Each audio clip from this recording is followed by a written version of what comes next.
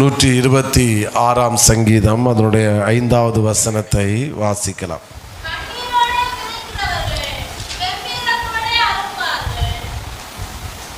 எல்லாரும் சேர்ந்து இந்த வசனத்தை சொல்லுவோமா? சேர்ந்து சொல்லுவோம்.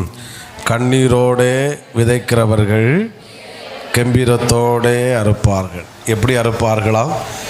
நீங்கள் சொல்கிறது கம்பீரமாக இல்லை. ஆமே சோத்திரம். கம்பீரமாக சொன்னால் தான் கம்பீரமாட்டே சொல்லலைன்னா பின்ன எங்கள் கம்பீரமாக அறுக்கிறது. ஒரு முறை கூட கம்பீரமாக சொல்லுங்கள், நல்லா நிமிர்ந்து அப்படியே ஸ்ட்ரைட்டாக உட்காந்து. நம்மள யூத ராஜ சிங்கத்தின் பிள்ளைகள். ஆமேன். சிங்கம் மாதிரி உட்காரணும். அல்லேலூயா. ஆமேன் சொல்லுங்கள். ஆமேன் சொல்லுங்கள். சேர்ந்து சொல்லுவோம் இந்த வார்த்தையே. ஆமேன். சகோதரிகள் கொஞ்சம் எக்ஸ்கியூஸ் தாங்க. சகோதரர்கள் மட்டும் சொல்லும்படி டிஸ்பிளே போட்டிருக்க அந்த வேர்டு. உங்களுக்கு அப்படி சொல்ல கஷ்டம் அப்படின்னா டிஸ்பிளே பார்த்தாது சொல்லுங்கள். எல்லோரும் சகோதரர்கள் மட்டும் சத்தமாக சொல்லுங்கள். ஆமேன். ஏன்னா எப்பவும் இவங்களை மேலே நீங்கள் தள்ளி விட்டுட்டு அமைதியாக உட்காந்து காயை நகர்த்திடுறிய. ஆமேன்.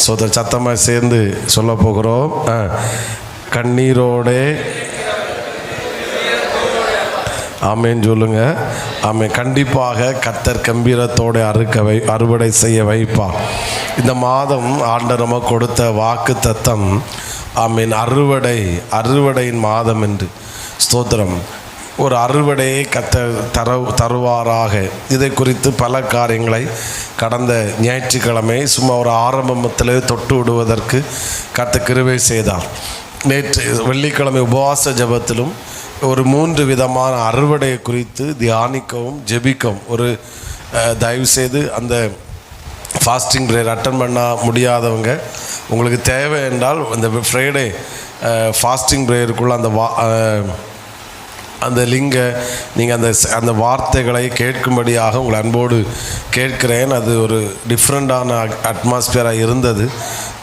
ஆவியான வித்தியாசமாக வெளிப்பட்டார். ஒரு பெரிய ஒரு அனுபவத்தை தந்தார். கொஞ்சம் பேர் தான் இருந்தோம். ஆனால் ஒவ்வொரு வார்த்தைகளும் டைரக்டாகவே தந்து அதை ஆராதிக்கவும் ஜெபிப்பதற்கு அனுபவிக்கவும் கிருபை பாராட்டணும். ஒரு டிஃப்ரெண்ட் எக்ஸ்பீரியன்ஸாக இருந்தது. அதனால் தேவைப்பட்டால் அந்த வேர்டுகளை கேட்கணும்னு விரும்புகிறவங்க நீங்கள் அதை கேட்டால் அது உங்களுக்கு கண்டிப்பாக கிரியை செய்யும் என்பதில் எந்த சந்தேகமும் இல்லவே இல்லை. ஆமே.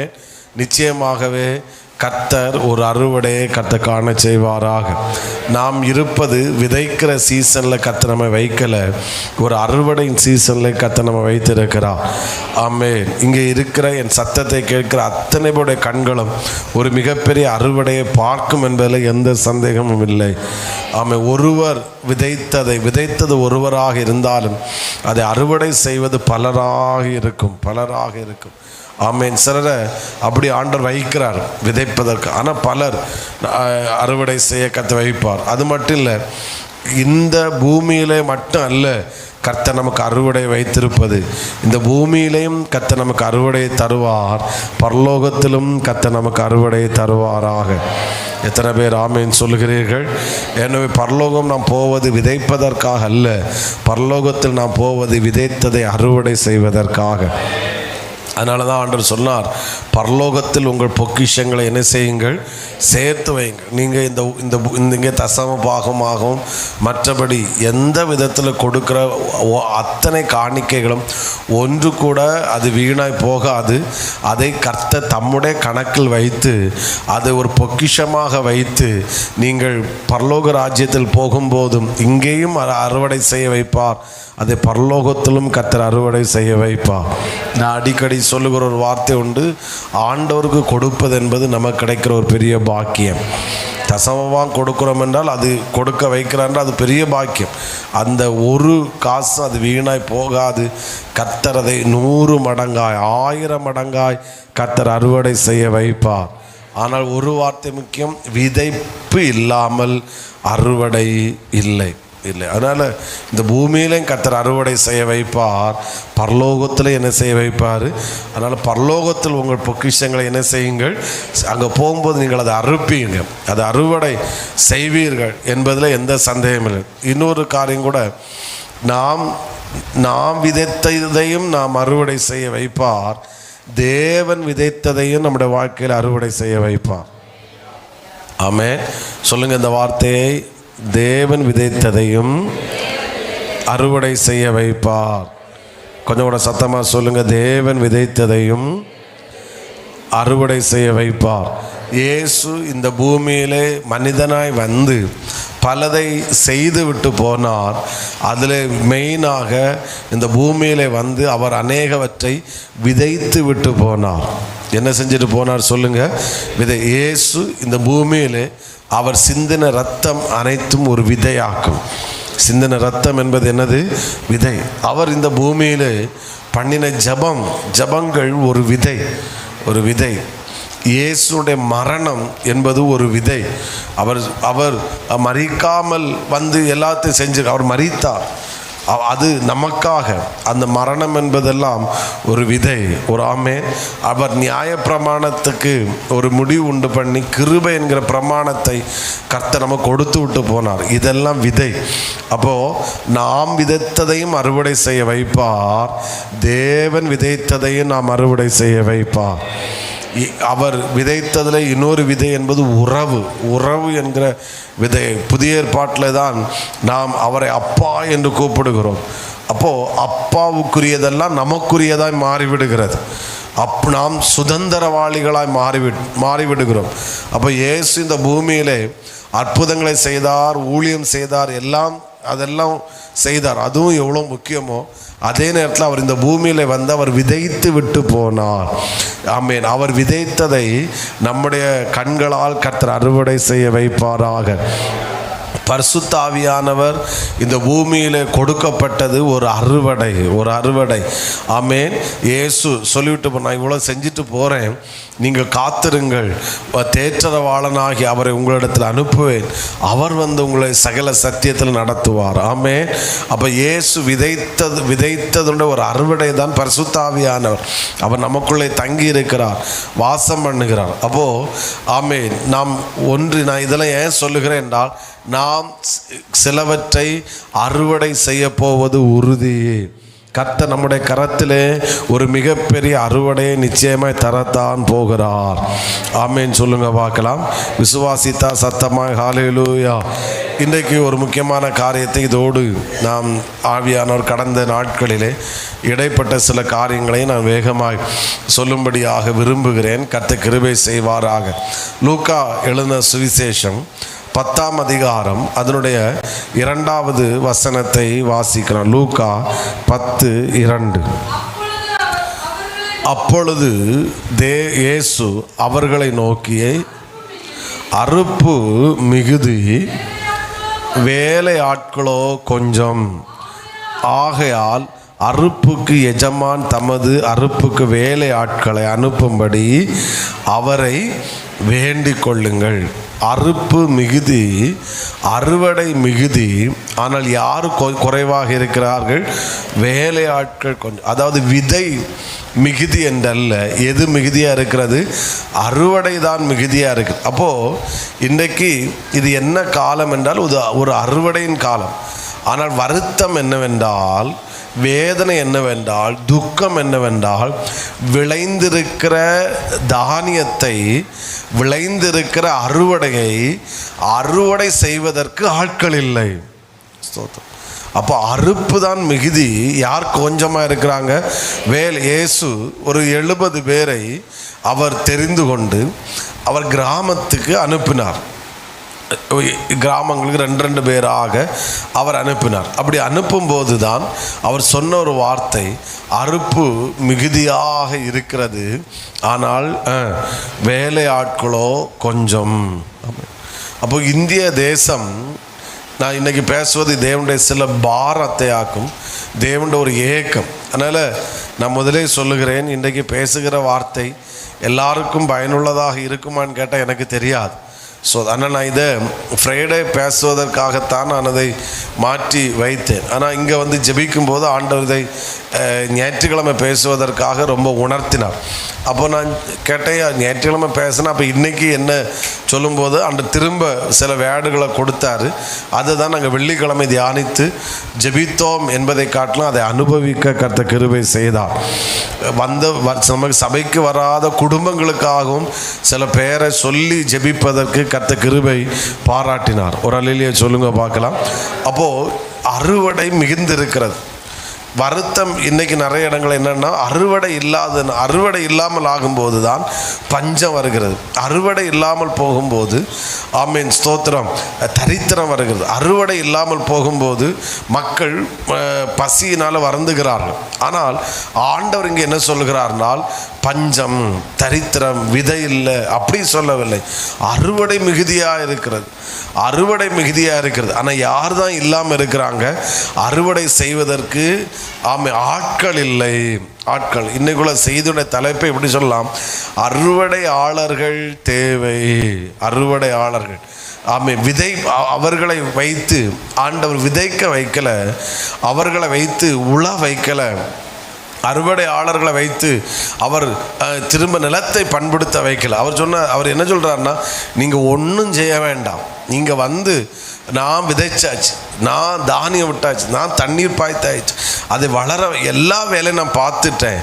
இனி எதுக்கு மட்டும் ஆட்கள் தேவை என்றால் அறுவடையாளர்கள் மட்டுமே தேவையாக இருக்கிறது. இன்னைக்கு அறுவடை மிகுந்தும் அறுவடை நடக்காமல் இருப்பதற்கு காரணம் அறுவடை இல்லாததினால் அல்ல, அறுவடையாளர்கள் இல்லாததினால் தான் இன்றைக்கு அறுவடை நடக்காமல் இருக்கிறது. இன்றைக்கு கர்த்தர் நம்மை இங்கே இருக்கிற நான் உட்பட இங்கே இருக்கிற அத்தனை பேரை கர்த்தர் யாராக பார்க்கிறார் என்றால், ஒரு அறுவடையாளராக கர்த்தர் நம்மை பார்க்கிறார். ஹல்லேலூயா. பக்கத்திற்குள்ள கையை கொடுத்து சொல்லுங்க, கர்த்தர். எல்லாரும் முகத்தை பார்த்து சொல்லணும், கர்த்தர். சேலை இருக்கிறவங்களும் சொல்லணும், கர்த்தர் உங்களை அறுவடையாளராக பார்க்கிறார். ஆமேன் சொல்லுங்க பார்க்கலாம். ஆமேன். நம்ம ஒரு அறுவடையாளராக பார்க்க, அறுப்பு மிகுதியாக இருக்கிறது. இது தேவனுடைய ஒரு ஏக்கம். அந்த 70 பேரும் ஊழியத்தை முடித்துட்டு வந்து இயேசுவோட பல காரியங்களை சொல்லுகிறார்கள். சொல்லும்போது 21ஆம் வசனம் ஆரம்பத்தில் இப்படி சொல்லுகிறது. லூக்கா 10 வைத்து கொள்ளுங்க, நான் எங்கேயும் போக மாட்டேன், அதில் தான் நிற்பேன். அவர் அந்த வேளையில் இயேசு ஆவியில் கலிகூர்ந்து அந்த ஊழியத்தை நாங்கள் எங்கள் மூலம் பிசாசுகள் அவங்க வந்து சொல்கிறாங்க. ஆமேன். 17ஆவது வசனம். அந்த 70 பேரும் சந்தோஷத்தோடு திரும்பி வந்து, அந்த 70 பேரை நான் இப்படி சொல்லுகிறேன், அந்த அறுவடையாளர்கள் சந்தோஷத்தோடு திரும்பி வந்து, ஆண்டவரே உம்முடைய நாமத்தில் பிசாசுகளும் எங்களுக்கும் கீழ்ப்படுகிறது என்றார்கள். இந்த வார்த்தையெல்லாம் கேட்டு ஆண்டவர் ஆவியிலே கலிகூர்ந்தார். இயேசுவின் மூலம் ஜனங்கள் அற்புதத்தை பெற்றபோது ஜனங்கள் கலிகூர்ந்தார்கள். ஆனால் அறுவடை வெளிப்பட்ட போது அறுவடையாளர்களும் கலிகூர்ந்தார்கள். அறுவடை பண்ண வைத்த கர்த்தரும் கலிகூர்ந்தார். ஆமே. இன்றைக்கு உங்களுக்கு ஒரு சுகம் வெளிப்பட்டால் நீங்கள் கலிகூறுவீங்க, ஆண்டவர் ஓகே தான். ஆனால் உங்கள் மூலம் சில அறுவடை வெளிப்பட்டால் நீங்களும் கலிகூறுகிறீர்கள். உங்களை காட்டிலும் அதிகமாய் தேவன் கலிகூறுகிறார். ஹல்லேலூயா சொல்லுங்க பார்க்கலாம். சொல்லுங்க, நான் ஒரு அறுவடையாளர். சத்தமா சொல்லுங்க, நான் ஒரு அறுவடையாளர். ஹல்லேலூயா. இந்த கன்னியாகுமரி மாவட்டத்தில் கர்த்தர் உங்களை எதற்கு வைத்திருக்கிறார் என்றால், நம்ம இன்னொரு ஸ்டேட்டில் பிறந்திருக்கலாம். நான் அடிக்கடி சொல்லுகிற, ஆண்டவருக்கு நன்றி செலுத்துகிற ஒரு வார்த்தை, ஆண்டவரே இந்த இந்திய தேசத்தில் பிறக்க வைத்ததற்காய் ஸ்தோத்திரம். ஆமே. வெளிநாட்டுக்கு போகணுன்னு ஆசை இருக்கிறது, சும்மா பார்க்கணும். ஆனால் அதை காட்டிலும் எனக்கு ஒரு சந்தோஷம், இந்த பூமியில் இந்த தேசத்தில் கர்த்தர் பிறக்க வைத்ததற்காய் ஸ்தோத்தரிக்கிறேன். அதை காட்டில் அதிகமாக கன்னியாகுமரி மாவட்டம் தமிழ்நாட்டில் பிறக்க வைத்ததுக்காய் ஸ்தோத்திரம். அதில் அதிகமாக கன்னியாகுமரி மாவட்டத்தில் பிறக்க வைத்ததுக்காய் ஸ்தோத்திரம். ஆமேன். வரமாட்டேங்குது. நீங்கள் எல்லோரும் இன்னும் மற்ற கன்னியாவிலண்டு ஆப்பிரிக்காவிலண்டு குதித்து வந்த மாதிரி இருக்கிறீங்க. பிரைஸ்லாம். ஹல்லேலூயா. ஆமே. ஏன்னா நம்ம இன்னொரு ஸ்டேட்டில் பிறந்து இன்னொரு இருந்தால் நம்ம வந்தாக போனாங்கன்னு வைத்துட்டு வேறு எதையோ வணங்கிட்டு நம்ம இருந்திருப்போம். ஆனால் இந்த கிறிஸ்தவ மாவட்டத்தில் கர்த்தர் நம்மை பிறக்க வைத்ததுனால நாம் கிறிஸ்தவர்களாகவே பிறந்திருக்கிறோம், அல்லது கிறிஸ்தவர்களாக கர்த்தர் நம்மளை மாற்றி இருக்கிறார். இன்றைக்கு நாம் ரட்சிக்கப்பட்டு இருக்கிறோம். இந்தியாவின் இன்னும் பல கிராமங்களில் ஒரு முறை கூட இயேசு என்கிற சுவிசேஷம் போகாத பல கிராமங்கள் இருக்கிறது. கன்னியாகுமரி மாவட்டத்தில் வரும்போதுதான் அநேக சபைகளை பார்க்க முடியும். நீங்கள் நார்த் இந்தியாவுக்கெல்லாம் போகும்போது ஆம்பேன் சபைகளை நம்முடைய கண்கள் பார்க்கவே முடியாது. ரட்சிக்கப்பட்டவர்களுடைய கிறிஸ்தவர்களை நம்முடைய கண்கள் பார்க்கவே முடியாது. ஆனால் இந்த மாவட்டத்தில் கர்த்தரை பிறக்க வைத்திருக்கிறார் என்றால் நான் சொல்ல வருகிற காரியம் என்னவென்றால், நம்மை குறித்து தேவனுக்கு ஒரு மிகப்பெரிய திட்டம் இருக்கிறது.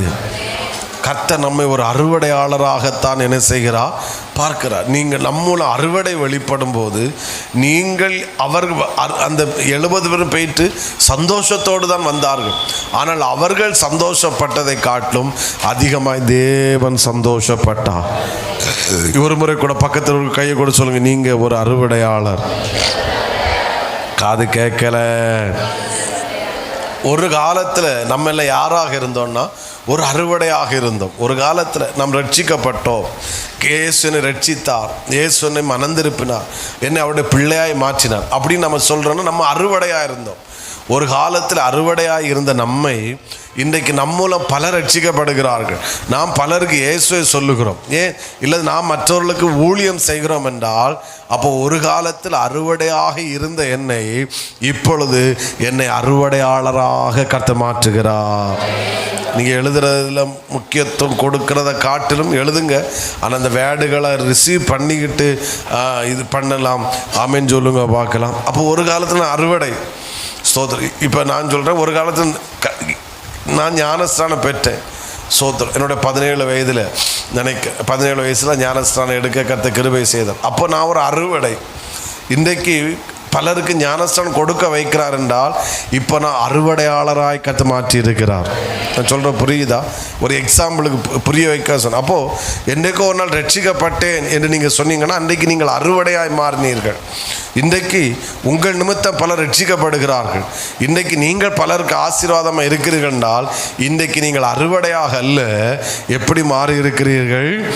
சத்தமாக சொல்லுங்க, அறுவடையாளராக கர்த்தர் நம்மை மாற்றி இருக்கிறார். அவர் இயேசு இந்த பூமியில் நான் இன்ட்ரோடக்ஷனாக சில வேகமாக சொல்லிட்டு அறுவடையாளருடைய ஆயுதம் என்ன, அறுவடையாளர் விசேஷம் என்ன என்பதான் நான் பேசணும். ஆனால் எவ்வளோ சொல்ல முடியுமோ அவ்வளோ சொல்ல கிருபை செய்வாராக. ஆண்டவர் அனுமதித்தால் வர்ற சண்டையும் கண்டினியூ பண்ணட்டு ஆண்டவர் கிருபை செய்வாராக. ஆமென். இயேசு அவர் சொல்லுகிறார், அறுப்பு மிகுதியாக இருக்கிறது. எது மிகுதியாக இருக்கிறது? அப்போ இயேசு பல வருடங்களுக்கு முன்பாக இல்லைன்னா என்னைக்கோ அவர் விதைத்த விதை இன்னைக்கு எப்படி மாறி இருக்கிறது? அறுவடையாக மாறி. அப்போ இன்னைக்கு கர்த்தர் விதையாக அல்ல நமக்கு முன்பாக வைத்திருக்கிறார், அறுவடையாளர்களுக்கு முன்பாக ஒரு அறுவடையாய் கர்த்தர் என்ன செய்து வைத்திருக்கிறாரு? மாற்றி வைத்திருக்கிறார். ஆமென் சொல்லுங்க பார்க்கலாம். ஸ்தோத்திரம். இன்னும் சத்தமாய் சொல்லுங்க, ஹல்லேலூயா. அறுவடை நாம் செய்யாமல், திரும்ப இந்த வார்த்தையை சொல்லுகிறேன், அறுவடை செய்யாமல் நம்மால் பிரதிபலனை பார்க்க முடியாது. அறுவடை இல்லாமல் அறுவடை செய்யாமல் ஆத்துமாக்களை ஆதாயம் செய்ய முடியாது. நீ பிரதிபலனை பார்க்க வேண்டும் என்றால் நாம் என்ன செய்தாக வேண்டும்? அறுவடை செய்தாக வேண்டும். சொல்லுங்க இந்த வார்த்தை, பிரதிபலனை. சத்தமாக சொல்லணும், பிரதிபலனை பார்க்க வேண்டும் என்றால் அறுவடை செய்ய வேண்டும். சத்தமாக சொல்லுங்க பார்க்கலாம். ஆமாம். அப்போது என் கையில் சில பிரதிபலன் இருக்கு. நான் சொல்கிறது விதைக்கன்னு சொல்ல வரல. ஏன்னா ஆண்டவர் இன்னைக்கு நம்ம கூட என்ன, உனக்கு முன்னாடி விதையை வைக்கலன்னு சொல்லலை. உனக்கு முன்னாடி நான் அறுப்பை தான் வைத்திருக்கிறேன். உனக்கு முன்னாடி நான் அறுவடையை தான் வைத்திருக்கிறேன். ஸ்தோத்திரம். நீ நம்மளை விதைக்க வைத்தார், அது இன்னொரு விதம். ஆனால் நம்மளை கர்த்தர் எதற்காக வைத்திருக்கிறார் என்றால் அறுவடையை வைத்திருக்கிறார் நமக்கு முன்பாக. எந்த அறுவடை? இயேசு விதைத்து அறுவடையாய் மாற்றி இருக்கிறார். அறுவடையாளர்களுடைய ஒரே வேலை என்பது விதைப்பதோ அல்ல, அறுவடை செய்வது மட்டும்தான் அறுவடையாளருடைய வேலையாக இன்றைக்கு கர்த்தர் மாற்றி வைத்திருக்கிறார். ஆனாலும் அறுவடை நடக்கவில்லை என்பது தேவனுடைய உள்ளம் எவ்வளோ வருத்தம். ஏனென்றால் மக்களுக்கு அறுவடையை குறித்த அக்கறை இல்லை. ஆண்டவர் சொல்லுகிறார், அறுப்பு மிகுதி, வேலை ஆட்களோ கொஞ்சம். ஆமென் சொல்லுங்க பார்க்கலாம். இனி ஒன்று இப்படி சொல்லுகிறேன், அறுவடையாளரின் கையில் தான் தேவன் அறுவடையை கொடுப்பார்.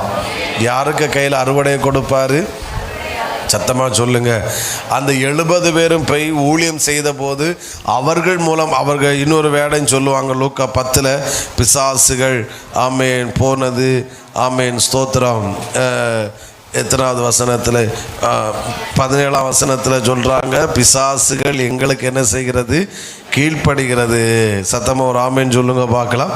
சந்தோஷத்தோடு திரும்பி வருகிறான். ஆண்டவர் கேட்பாரு, உங்களுக்கு ஏதாவது குறை வச்சனா? அவங்க சொல்கிறாங்க, எங்களுக்கு ஒரு குறைவும் இல்லை. புரிகிறவங்க ஒரு அலையிலேயே சொல்லுங்க பார்க்கலாம். இப்போ பாருங்க, அவங்க பிசாசுகள் கீழ்ப்படின்னு சொன்ன போது ஆண்டவர் 18ஆவது வசனம் சொல்லுகிறார், இதோ அவர்களை அவர் நோக்கி சாத்தான்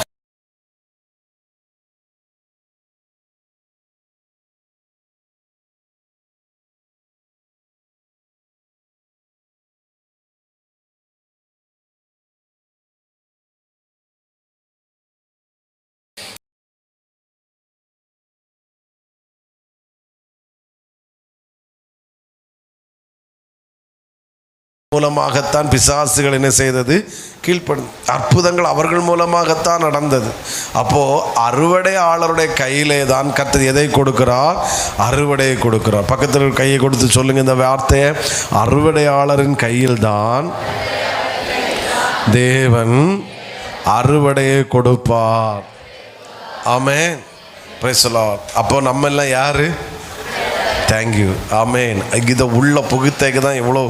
ஆமேன். இன்னோட இந்த வேடை மறந்துட்டு நாளைக்கு எனக்கு ஒரே மூக்கு வலி மூக்கு பாய்ச்சின்னு சொல்லிட்டு இருந்தேன்னா வீட்டை பார்த்து ஓடிடணும்.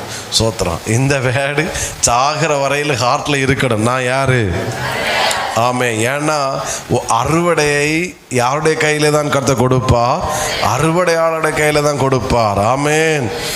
மற்றவருடைய கையிலே அறுவடை போக வாய்ப்பே கிடையாது.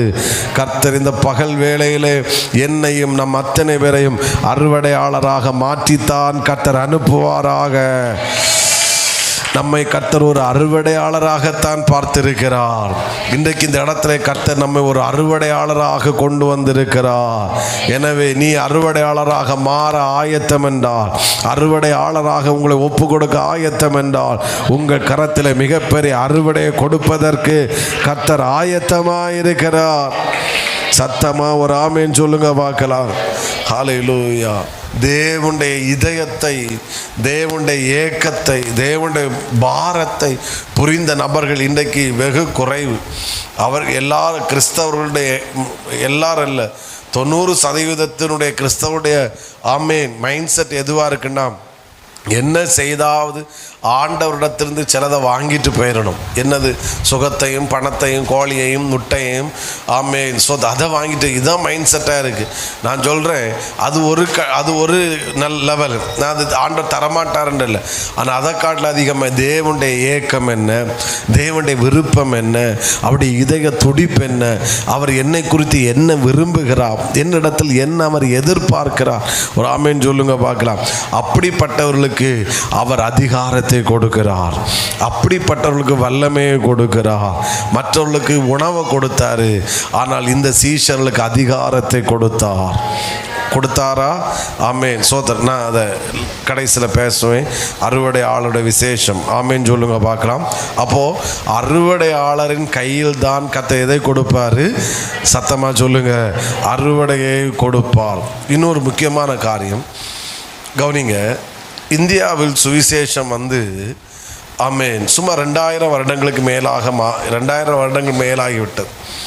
ஆனாலும் ஸ்தோத்திரம். ஆனால் கிறிஸ்தவருடைய எண்ணிக்கை, ரட்சிக்கப்பட்டவருடைய எண்ணிக்கை ரொம்ப ரொம்ப குறைவு, ரொம்ப குறைவு. தென்கொரியாவில் சுவிசேஷம் போய் 80 வருஷம் என்னமோ தான் ஆயிடுச்சுன்னாங்க. 80-90. இன்றைக்கு தென்கொரியாவின் 3/4 பகுதி மக்களும் ரட்சிக்கப்பட்டு தேவனுடைய விசுவாசிகளை மாறிவிட்டார்கள். 2000 ஆண்டுகளாக விதைக்கப்பட்டும் இன்றைக்கும் மாற்றம் வரல. ஒரு பெரிய எழுப்புதலை, ஒரு பெரிய அசைவை நம்முடைய கண்கள் பார்க்கல. நான் இப்படி சொல்லுகிறேன். ஸோ அறுவடை செய்கிற, நல்லா கவனிங்க, விவசாயம் பண்ணுறவங்களுக்கு தெரியும்.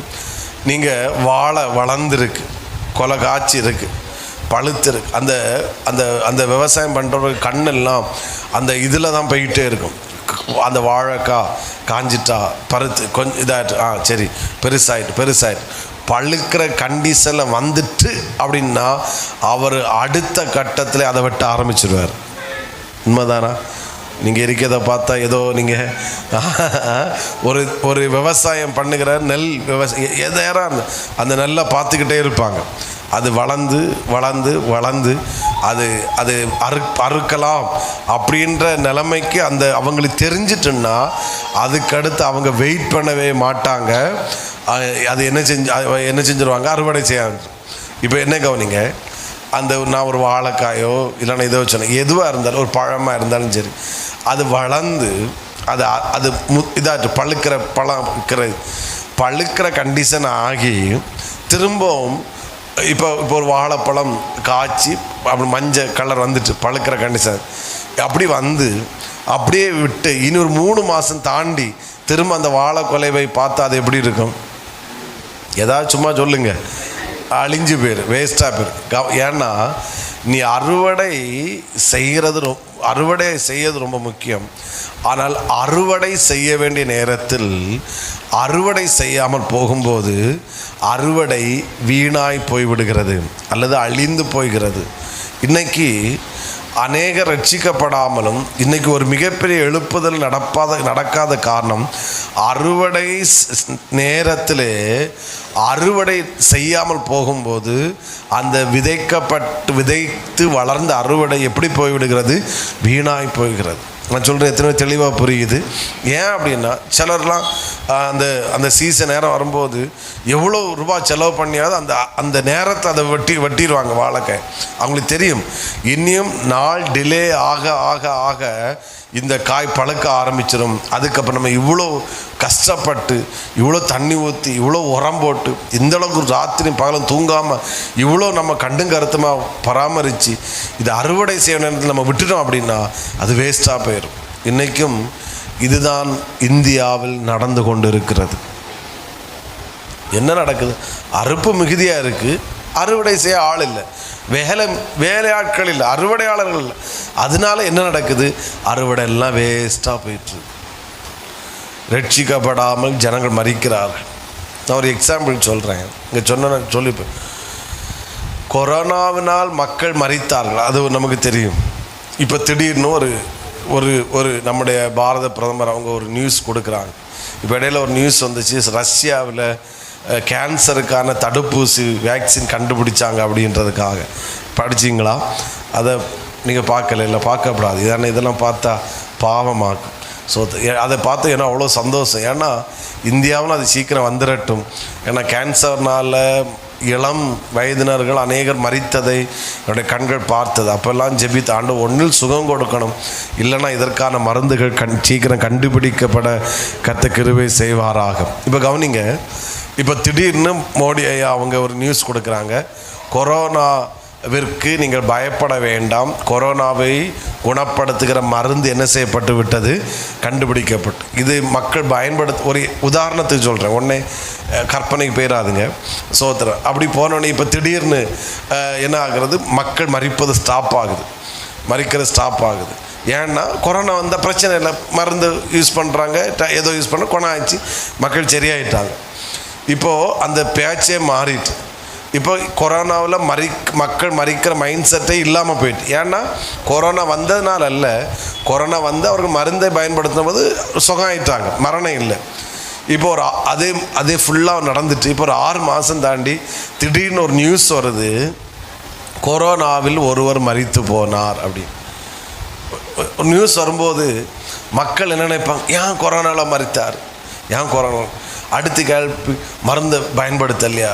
திடீர்னு விசாரித்தா அந்த ஆள் கொரோனாவில் மரித்தார் உண்மைதான், ஆனால் அவரிடத்துல அதற்கான மருந்தை பயன்படுத்த சொன்னபோது அவர் என்ன செய்யலை, வேண்டாம், எனக்கு வேண்டாம் அப்படி. நான் சொல்கிற விசுவாசம் இல்லை, ரட்சிக்கப்படாமல் வச்சுருவோம்.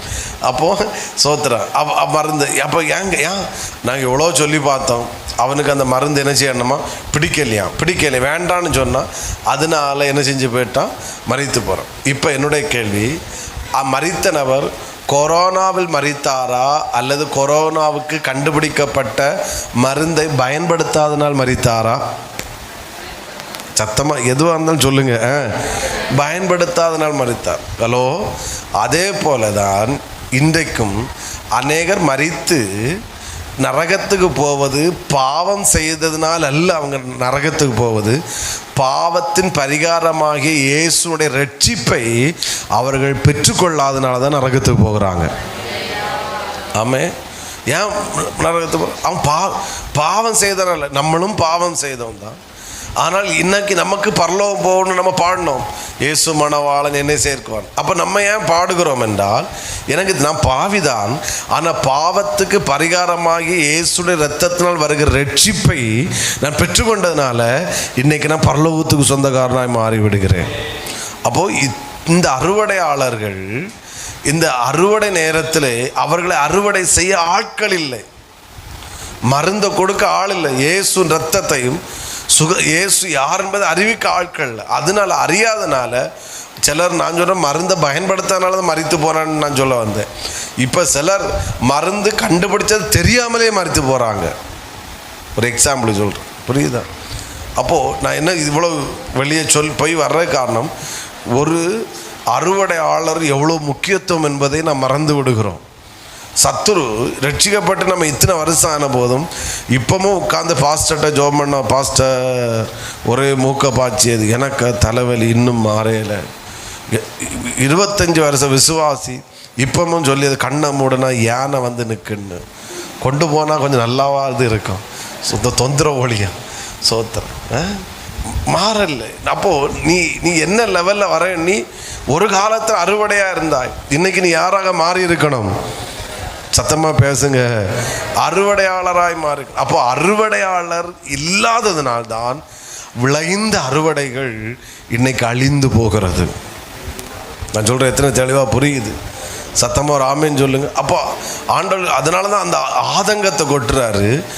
அறுவடை மிகுதி, அறுப்பு மிகுதி, ஆனால் யாரும் இல்லை. வேலையாட்கள், அறுவடையாளர் இல்லாதனால விளைஞ்சு போன தானியங்கள், சோத்திரம், காய்ந்து கிடக்கிற பழுத்து இருக்கிற பழங்கள் அப்படியே அழிஞ்சு போகுது. எஜமான் பார்த்துக்கிட்டே இருக்கிறான். இந்த தானியத்தை நான் விளைய வைக்க எவ்வளோ கஷ்டப்பட்டேன். இந்த தானியத்தை இன்றைக்கி நான் இவ்வளோ பெருசாக கொட்டினா தான் ஆரம்பத்தில் சொன்னேன், இன்னைக்குள்ள பிரசங்க எல்லாரும் பிரோஜனமாக இருக்காங்க. இல்லை, எனக்கு பிரச்சனை இல்லை, எல்லாரும் பிரோஜனம் இல்லாட்டாலும் பரவாயில்லை. ஒரு 10 அறுவடையாளர்களை கர்த்தர் இதில் எழுப்பிட்டார்னா அதுவே மிகப்பெரிய வெற்றி தான். ஒவ்வொருவரும் மரித்து பாதாளத்துக்கு போகும்போது ஆமேன்னு சொல்லுங்க பார்க்கலாம். ஆண்டோட உள்ள அவ்வளோ வறுக்குது. அப்போது அறுவடையாளர் இல்லாததுனால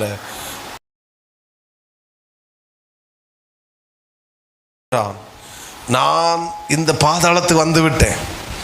இனி எனக்கு 5 சகோதரர்கள் உண்டு.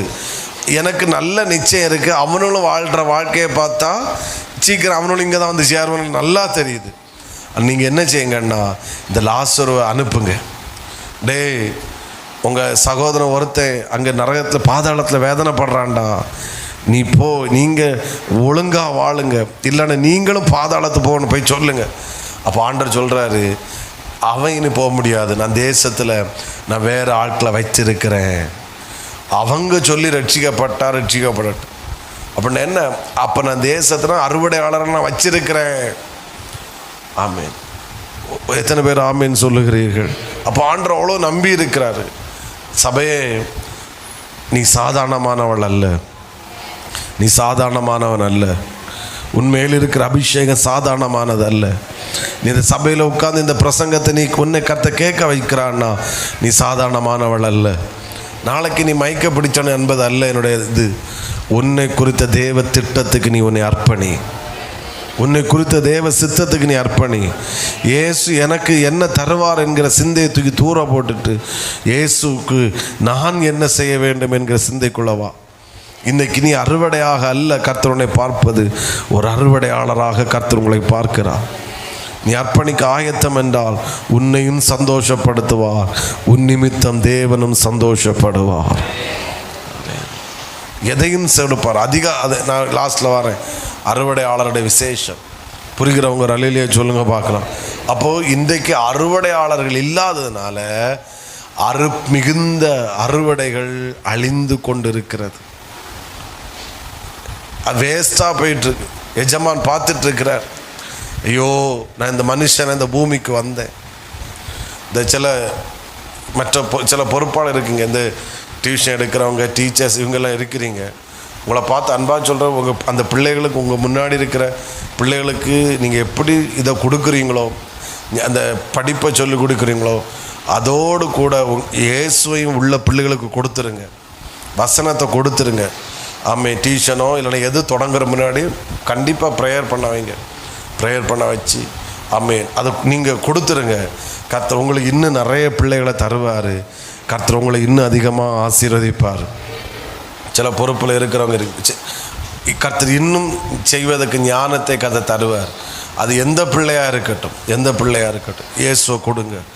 ஜோம் பண்ணுறியா, படிக்கிறியா, ஜோம் பண்ணிட்டு படி பிள்ளை, ஆண்டவனை ஞானம் தருவார். பைபிள் படிச்சுட்டு படி, ஆண்டவனை உயர்த்துவார். அப்படி எல்லாத்துலேயும் சிஎம்எஸ்லாம் வேலை பார்க்குறவங்க இருக்கு, நான் ஓப்பனாக சொல்கிறேன். நீங்கள் ஆமேன், நம்ம பெரிய இதெல்லாம் உங்கள் கையில் ஆண்டவர் அப்படி கொண்டு தந்திருக்கிறார். எப்பவுமே இந்த பிள்ளைங்க அவங்க கூட இருக்க மாட்டாங்க. ஆமேன், கொஞ்ச நாள் தாண்டி அவங்க லெவல் மாறும். இருக்கிற காலத்தில் நீங்கள் விதைச்ச விதைகள் அது பிள்ளைகளுக்குள் வேலை செய்யத்தான் செய்யும். அங்கே என்னைக்காவது ஒரு நாள் அவங்க இயேசுக்குள்ளே வரத்தான் செய்வாங்க. புரிகிறவங்க? ஆமேன். சண்டேஸ் கிளாஸ் டீச்சர்ஸ் அப்படி தான், சும்மா பாடத்தை மட்டும் கொடுத்துடாதுங்க. அப்போ பாஸ்டர் அந்த டீச்சர்கிட்ட என்னை விட்டுறாதுங்க அப்படின்னு சொல்கிற அளவில் இருக்காதுங்க. அவங்ககிட்ட என்னை விடுங்க அப்படி சொல்லணும். ஸ்தோத்திரம். இவ்விய கிளாஸுக்கு நான் போகலை, ஐயோ அப்போது ஆமாம் போட்டு அறன்னு அறுத்துருவாங்க. நோ, அது நீங்கள் நல்லா பாடம் எடுக்கணுன்றதுக்கு அர்த்தம். ப்ராக்டிக்கலாக கொஞ்சம் சொல்லிக் கொடுங்க.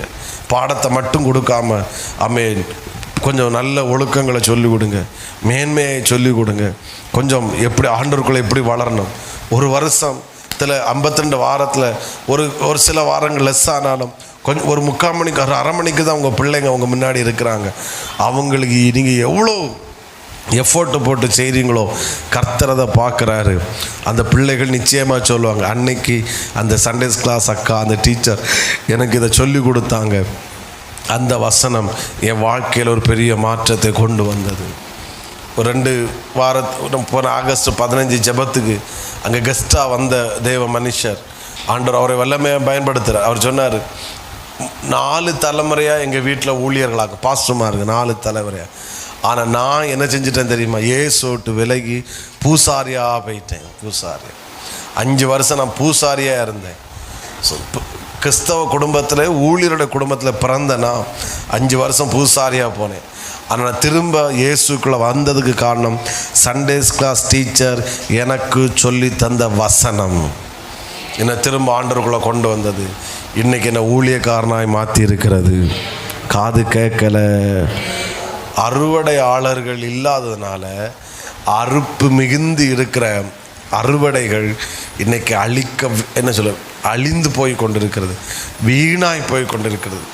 எஜமாண்ட உள்ளம் வேதனைப்பட்டு கொண்டிருக்கிறது. நீங்களும் நானும் அறுவடையாளர்களே. சகோதரா, திரும்பவும் சொல்கிறேன், அடுத்த பாயிண்ட் போகிற, உன்னை குறித்த தேவ திட்டம் பெரியது, உன்னை குறித்த தேவ சித்தம் பெரியது.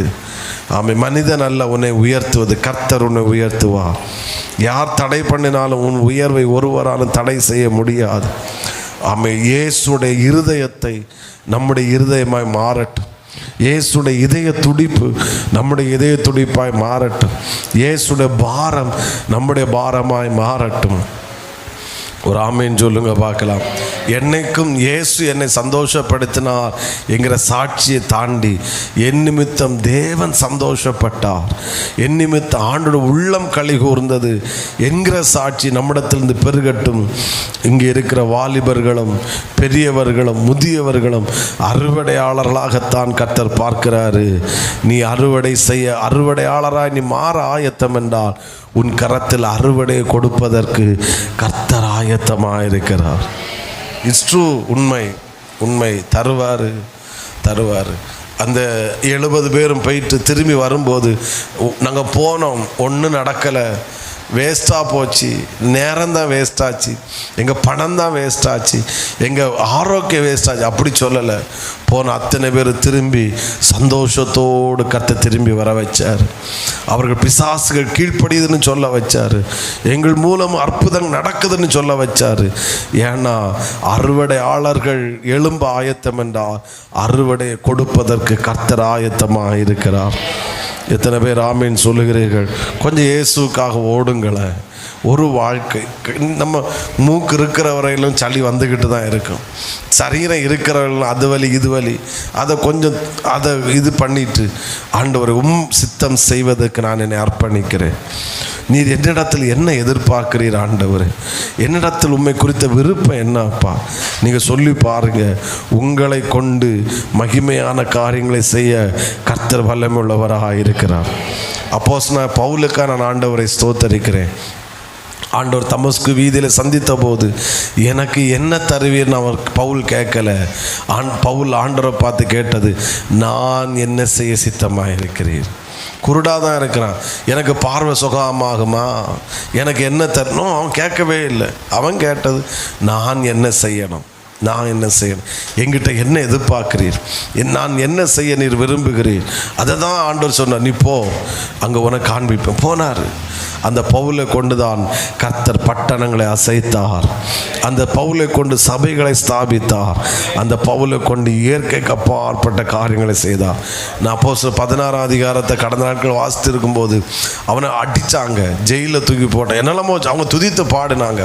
கடைசியில் என்ன செஞ்சாங்கன்னா, திரும்ப ஜெயிலண்டு விட்ட போது நேராக அந்த லீதியாளுக்கு வீட்டில் போய் 16 கடைசி இப்படி இருக்குது அவர்களுக்கு ஆறுதல் சொல்லிவிட்டு அங்கே போய்விட்டாங்க. ஆக்சுவலாக யாருக்கு ஆறுதல் சொல்லியிருக்கணும்? ஜெயிலுக்கு போயிட்டு வந்தால் பவுலுக்கு சீலாவுக்கு தான் ஆறுதல் சொல்லியிருக்கணும். சரி ஆண்டவருக்கா அவங்க லீதியாளுக்கு ஆறுதல் சொல்கிறாங்க அப்படின்னு அர்த்தம் என்ன? இந்த பாடு ஒன்று அவங்கள அசைக்கவே முடியலை, அவங்ககிட்ட இருக்கிற சந்தோஷத்தை எடுக்கவே முடியலை. ஹல்லேலூயா, சத்தம் ஆமென். நம்ம ஆராதிக்கிறேன். நம்ம ஒரு கடைசி காலத்தை வாழ்கிறோம். நம்ம சபை குறித்து கர்த்தர் ஒரு பெரிய திட்டத்தை வச்சிருக்கிறார். உங்களை குறித்து ஒரு பெரிய திட்டத்தை வைத்திருக்கிறார். கடந்த நாட்கள் அபிஷேகங்களை நம்ம ஊற்றி இருக்கிறாரு. உங்களை ஒரு அறுவடையாளராக கர்த்தர் பார்க்கிறார். அவருடைய சித்தத்துக்கு நீங்கள் அர்ப்பணிக்க ஆயத்தம் என்றால் உங்கள் கரத்தில் சில அறுவடையை கர்த்தர் கொடுப்பதற்கு ஆயத்தமாக இருக்கிறார். இன்றைக்கு அறுவடைகள் அழிந்து போவதற்கு காரணம் அறுவடையாளர்கள் இல்லாததுனாலேயே. ஒரு ஆமென் சொல்லுங்க பார்க்கலாம். சத்தமாக சொல்லுங்க ஹல்லேலூயா. இன்னும் சத்தமாக ஹல்லேலூயா. அறுவடையாளர்கள் யார் என்றால் அவர்கள் தேவனால் நியமிக்கப்பட்டவர்கள், அவர்கள் தேவனால் அங்கீகரிக்கப்பட்டவர்கள். அவருடைய கரத்திலே கர்த்தர் பெரிய காரியங்களை கொடுப்பா. எத்தனை பேர் ஆமென் சொல்லுகிறீங்க? பக்கத்தில் உள்ள கை கொடுத்து சொல்லுங்க, நீங்கள் தான் அறுவடையாளர். உங்கள் கரத்தில் கர்த்தர் அறுவடையை கொடுக்க போகிறார். விசுவாசிக்கிறீங்களா? ஆமென். ஆண்டவருக்கா ஓடுங்க. கேர்சல் லீடர்ஸை பார்த்து சொல்கிறேன், நான் இடைநாள் சொன்னேன், ஒருபோதும் கடமைக்கு அந்த ஊழியத்தை செய்ய நீங்கள் செய்யலைன்னு செய்கிறீங்க. நான் சொல்ல வர எல்லாரையும் எந்த பொறுப்பு நோ, அதை ஒரு கடமைக்கு அது உங்களுக்கு தந்த ஒரு பெரிய பாக்கியம். என்ன எது வரைக்கும் இந்த பொறுப்பில் ஆண்டவர் உங்களை வைப்பார்னு தெரியாது. பாரத்தோடு செய்யுங்க, உண்மையாக செய்யுங்க. ஆமீன். சில வாலிபர்களை பார்த்து சொல்கிறேன், நீங்கள் சபையில் செய்கிற ஒரு வேலையும் கடமைக்காய் தயவு செய்து செய்யாதுங்க. அது ஆசீர்வாதம் இல்லை. ஆமீன். கீபோர்ட் ப்ளே பண்ணுறதா இருக்கட்டும், க்ளீன் பண்ணுறதா இருக்கட்டும், என்ன வேலையாக இருந்தாலும் சரி, அது ஆண்டவருக்கு செய்கிற ஒரு பாக்கியமாக கருதி செய்யுங்க. கர்த்தர் உங்களை உங்கள் கையில் தான் அறுவடையை கர்த்தர் கொடுப்பார். நான் அறுவடையாளராக இல்லாமல் போனால் என்னால் அறுவடையை பார்க்கவே முடியாது. அறுவடையை நான் பார்க்கணுன்னா நான் யாராக மாறியாக வேண்டும்? காது கேட்கல. அறுவடையாளர்களுடைய ஆயுதங்கள் வேகமாக சொல்லுகிறேன். ஒன்று, அறுவடையாளருடைய ஆயுதம் என்பது ஆத்தும பாரம். அவனுக்குள்ளே ஆத்தும பாரம் இருக்குன்னா அவன் ஒரு அறுவடையாளர். அவனுக்கிடத்தில் இருக்கிற அந்த ஆத்தும பாரம் தான் அவனிடத்தில் இருக்கிற ஆயுதம். புரியலை? ஆமேன். ஒரு இடத்துக்கு போகிறீங்க, ஒரு கல்யாண வீட்டுக்கு போகிறீங்க, ஆஃபீஸுக்கு போகிறீங்க, ரட்சிக்கப்படாதவங்களை பார்த்தும் உங்களுக்கு ஒரு அக்கறை இல்லை. ரட்சிக்கப்படாதவங்கள பார்த்தும் அவங்கள பார்த்து உங்களுக்கு எந்த சலசலப்பும் இல்லை, உங்களுக்கு என்ன ஃபீலிங்கும் வரல அப்படின்னா நான் சொல்கிறேன், உங்கள் ரட்சிப்பு எங்கேயோ சந்தேகப்பட்டு இருக்கிறது. உண்மையான ரட்சிப்பு ஒருவனுக்கு வந்ததென்றால் ரட்சிக்கப்படாதவனை பார்த்தால் அவன் மேல் ஒரு ஆத்தும பாரம் உண்டாகும். காது கேட்கல, ஒரு ஆத்தும பாரம் உங்களுக்குள் இருக்குதென்றால் நீங்களே அறுவடையாளர், அதுவே உங்களுடைய ஆயுதம். புரியலை? ரெண்டாவது அறுவடையாளர், நான் விசேஷத்தை சொல்லணும். அறுவடையாளுடைய ஆயுதம் இன்னொன்று, அவர்கள் சுமக்கிற அபிஷேகம். சத்தமோ ராமேன்னு சொல்லுங்க பார்க்கலாம். இந்த அபிஷேகம் கண்டிப்பாய் ஆத்துமாக்களை அறுவடை செய்ய வைக்கும். ஆமென், ஆமென். நம்ம ஏன் அபிஷேகத்தை அவ்வளோ இம்பார்ட்டன்ட்? கடந்த இந்த புதுக்கோட்டை இந்த சாமுவேல் ஜெபராஜ் பாஸ்டர் அந்த அப்படியே வீடியோ வந்துட்டு நான் அப்புறம் லிங்க் போட்டு விட்றேன், நீங்கள் அந்த மெசேஜை கேட்கணும். இந்த பாஸ்டர்ஸோட பிள்ளைகளை பேசினது தான் ரொம்ப யூஸ்ஃபுல்லாக இருக்குது. அவர் இன்றைக்கி அவங்க சர்ச்சில் 3000க்கு பக்கத்தில் ஆட்கள் இருக்காங்க. தூத்துக்குடி பக்கத்தில் 3000 பக்கம் Pudukkottai Holy Mountain AG Church. ஒரு பாஸ்டர் அவங்ககிட்ட வந்து கேட்டாங்களாம், உங்கள் சர்ச்சுக்கு நான் ஒரு 30 லட்சம் பேர் இருக்கிற சிட்டியில் நான் வாழ்கிறேன், 30 லட்சம் எத்தனை பேர் இருக்கிற சிட்டியில் வாழ்கிறேன், பட் என்னால் 300 ஆத்துமாக்களை கூட ஆதாயம் பண்ண முடியலை. இன்றைக்கி உங்கள் சர்ச்சு கிராமத்தில் இருந்துட்டு இவ்வளோ பேர் வர்றதுக்கு காரணம் என்ன? அர்ச்சனை ஒன்று, எங்கள் ஊழியத்து மேலே ஆண்டோட கிருபை இருக்குது. ரெண்டாவது, நாங்கள் சுமக்கிற அபிஷேகம். இந்த அபிஷேகத்துக்கு முன்னாடி கர்த்தர் ஆத்துமாக்களை கொண்டு வருகிறாரு. ஹல்லேலூயா. நான் அது மிகப்பெரிய வேல்யூ. அபிஷேகத்தை ஒருபோது அற்பமாக பார்க்காதுங்க. இந்த அபிஷேகம் உங்களுக்குள் வைத்திருப்பது, நீங்கள் உங்களுக்கு கர்த்தர் வைத்திருக்கிற ஒரு ஆயுதம்தான் கர்த்தர் உங்கள் மேல் வைத்திருக்கிற அபிஷேகம். ஹல்லேலூயா. இது அணைய விட்டுறாதுங்க, இது அணைய விட்டுறாது. அனல் மூட்டு ஃபாஸ்டிங் ப்ரேயரில் நான் சிலதை பார்த்து சொல்ல, நீங்கள் லீவு போட முடியும்னா லீவு போட்டு வந்து உட்கார்ந்தாலும் அது உங்களுக்கு ஆசீர்வாதம். இது உலகத்தை காட்டிலும் விலையேற பெற்றது நாம் சுமக்கிற அபிஷேகம். நம்ம ஒரு ஊழியரை என்னுடைய கண்ணில் நம்ம சபையில் பயன்படுத்துவது 2 நோக்கம் தான். எந்த ஒன்று, அவங்களுடைய லைஃப்பை நம்ம பார்ப்போம். ரெண்டாவது, அவங்க சுமக்கிற அபிஷேகம். அந்த அபிஷேகத்தை நம்ம கொடுக்குற காணிக்கையெல்லாம் நம்ம திறமைக்கு மிஞ்சி தான் கொடுக்குறோம். கிருபையினால் எவ்வளோ பெஸ்ட்டாக கொடுக்குறோம். ஒரே காரணம், அந்த மினிஸ்ட்ரி என்பதை காட்டிலும் அவர்கள் சுமக்கிற அபிஷேகத்தை நம்ம கனம் பண்ணுகிறோம். நமக்கு தெரியும், அந்த அபிஷேகத்தை கனம் பண்ணும்போது அந்த அபிஷேகம் நம்மிடத்திலும் பெருகிறதா இருக்கிறது. ஹல்லேலூயா. அபிஷேகத்தை இழந்துட்டோம் அப்படின்னா இதே போல் முட்டாள்தனம் வேறு ஒன்றுமே கிடையாது. நான் இப்படி சொல்லுவேன், அதனால தான் தாவீது சொல்லும்போது பத்சேபாள் விஷயத்தில் பாவம் செய்யும்போது சொன்ன ஒரு வார்த்தை, ஆண்டவரே நீர் என்மேல் வைத்திருக்கிற அந்த அபிஷேகத்தை, இந்த கிருபையை மட்டும் என்னை விட்டு எடுத்துடாதுங்கப்பா. அவனுக்கு தெரியும், நான் ராஜாவானதுக்கு காரணம் என் திறமை அல்ல, நீர் என்மேல் வைத்து உம்முடைய கிருபை, இந்த அபிஷேகம். ராஜாவாய் ஆண்டவரை ஆக்குறதுக்கு முன்னாடி அவர்கள் அபிஷேகம் பண்ணுகிறார். ஏனென்றால் நீ அபிஷேகம் என்பது இது உன்னுடைய ஆயுதம். இந்த ஆயுதத்தை வைத்து தான் உன்னால் ஆளுகை செய்ய முடியும். நீ அறுவடை உன்னுடைய கண்கள் பார்க்க முடியும். ஆமென். கர்த்தர் உங்கள் மேலே அபிஷேகத்தை வைத்திருக்கிறார். எல்லாரும் பலருக்கு பலவிதமான அபிஷேகத்தை வைத்திருக்கிறார். அதை எடுத்து யுத்தம் பண்ணுங்க, போரடிங்க. ஆமென். போர் செய்யுங்க. உங்கள் கரத்தில் சில அறுவடையை கர்த்தர் நிச்சயமாய் கொடுக்கத்தான் போகிறார். விசுவாசிக்கிறவங்க ஆமென். 3வது அறுவடையாளருடைய ஆயுதம் வேர்ட் ஆஃப் காட், தேவனுடைய வார்த்தை. அதாவது வாய் நம்முடைய வாயாக இருக்கும், ஆனால் வார்த்தை அது தேவனுடைய வார்த்தையாக இருக்கும். அந்த வார்த்தை வேலை செய்யும். அந்த வார்த்தை என்ன செய்யும்? வேலை கண்டிப்பாக செய்யும். போன வெள்ளி கவனிச்ச லீதியாளை குறித்து பவுல் சொன்னதை கேட்டபோது கர்த்தர் அவள் இருதயத்தை திறந்தரணும். ஏன்னா பேசினது பவுலாக இருந்தாலும் பேசப்பட்ட வார்த்தை கர்த்தருடைய வார்த்தை. புரிகிறவங்க ஆமென். அது வேலை செய்யும், அது வேலை செய்யும். வாய் என்னுடைய வாயாக இருந்தாலும் வார்த்தை அது கர்த்தருடைய வார்த்தை. எத்தனை பேர் ஆமென் சொல்லுகிறீங்க? நம்ம வாயில் வசனம் இருக்கட்டும், நம்ம வாயில் கர்த்தருடைய வார்த்தை இருக்கட்டும். ஆமென். ஒன்று கூட ஆமென். இன்னொன்று சொல்கிற காரணம் ஆமென், விசுவாசம் உள்ள அல்லது தரிசனம் உள்ள கண்கள் நமக்கு இருக்கிறதுன்னா அதுதான் அறுவடையாளருடைய ஒரு ஆயுதம். அறுவடை இல்லாத அவன் கண்ணு இருக்கிறத பார்க்கும், ஆனால் அறுவடையாளருடைய கண் இருக்கிறத பார்க்காது, இருக்க போகிறத பார்க்கும். ஆமென். நடந்தது அவன் கண்ணு பார்க்காது, நடக்க போகிறது அவன் கண்ணு பார்க்கும். சத்தமாக ஒரு ஆமேன்னு சொல்லுங்க. அவன் இப்போ அவன் விசுவாச கண்ணில் பார்ப்பான், தரிசனத்தை பார்ப்பான்.